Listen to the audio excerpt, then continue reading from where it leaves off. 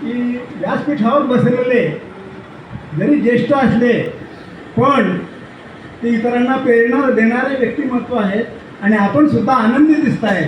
म्हणून आहे साहित्य महान जणू संजीवन औषधी गुण बरा होईल रुग्ण शांती समाधान मिळेल जीवनात. तर एवढ्या लांबून लांबून लोक आलेले आहेत आणि अगदी आनंदाने बसले आहेत. मी जास्त वेळ न घेता नाही तर मलाही सूचना मिळतील. आणि मित्र मला आनंद असा वाटतोय आपण ज्याच्यामुळे इथे आम्ही जमलो आहोत, आमचे संघ ज्यांनी निर्माण केले आणि आपण सुद्धा इथे आलेत, तर ते एक व्यक्तिमत्व असतं की तरुण तडफदार एक डॉक्टर होते राधाकृष्ण भट. तर त्यांचा मी परिचय 2 मिनिटात सादर करतो.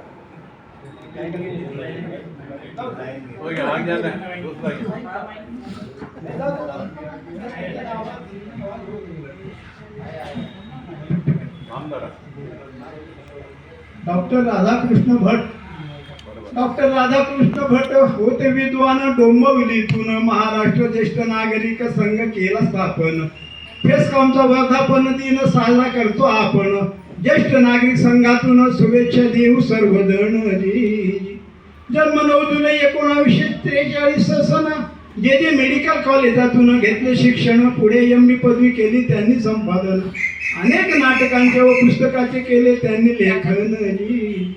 डॉक्टर अनुराधा पती म्हणून लाभल्या प्रारब्धानं.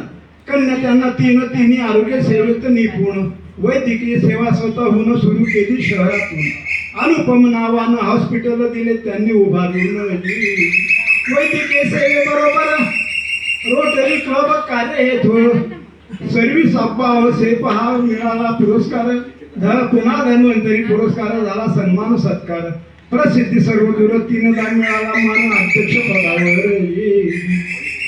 81 ते 90 सन ठाणे जिल्ह्यातून डिस्ट्रिक्ट गव्हर्नर म्हणून कार्य केले जोमान. 10 डिसेंबर दिन 77 होते सन. डोंबिवलीतून ज्येष्ठांच्या समस्या घेतल्या त्यांनी जाणून. पहिला ज्येष्ठ नागरिक संघ दिला त्यांनी स्थापून.